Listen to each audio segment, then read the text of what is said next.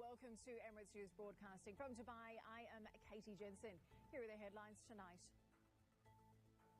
UAE leaders receive greetings on Eid al-Fitr.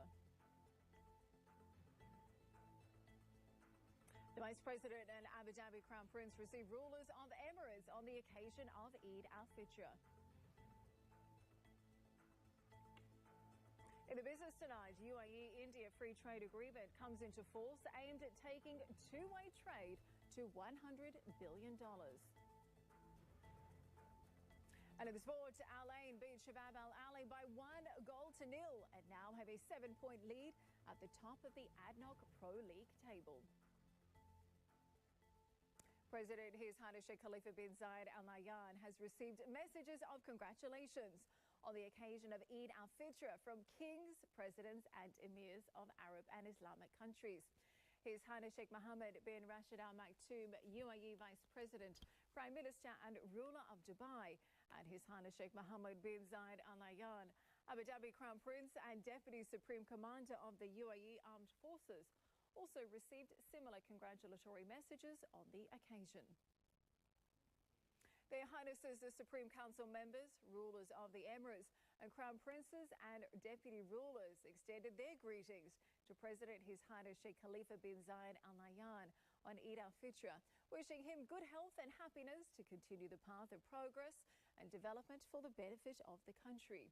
This came during a reception hosted today by His Highness Sheikh Mohammed bin Rashid Al Maktoum and His Highness Sheikh Mohammed bin Zayed Al Nahyan, to their Highnesses, the Supreme Council members and the rulers of the Emirates, and their Highnesses, the Crown Princes and Deputy Rulers at the Al Mushrif Palace in Abu Dhabi.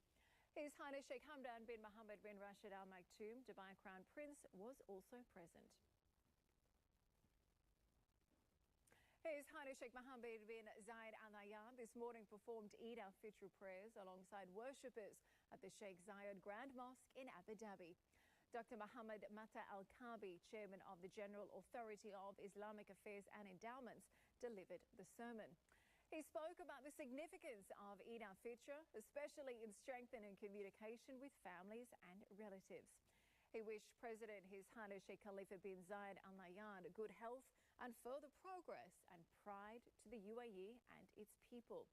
Following the prayers, the Abu Dhabi Crown Prince exchanged greetings with worshippers on the occasion.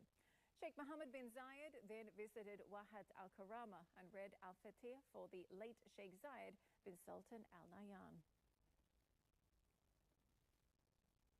His Highness Sheikh Hamdan bin Mohammed bin Rashid Al Maktoum today performed Eid al-Fitr prayers at the Zabil Grand Mosque in Dubai.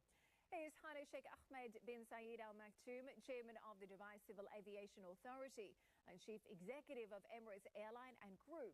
His Highness Sheikh Mansour bin Mohammed bin Rashid Al Maktoum, Chairman of the Dubai Sports Council, along with several sheikhs, officials, citizens and residents, also performed the prayer at the mosque. In his speech during the prayers, Dr. Omar Mohammed Al-Khatib prayed to protect the nation's prosperity and well-being and ensure the health of the President, the Vice President and Abu Dhabi Crown Prince to enable them to serve their nation and their people.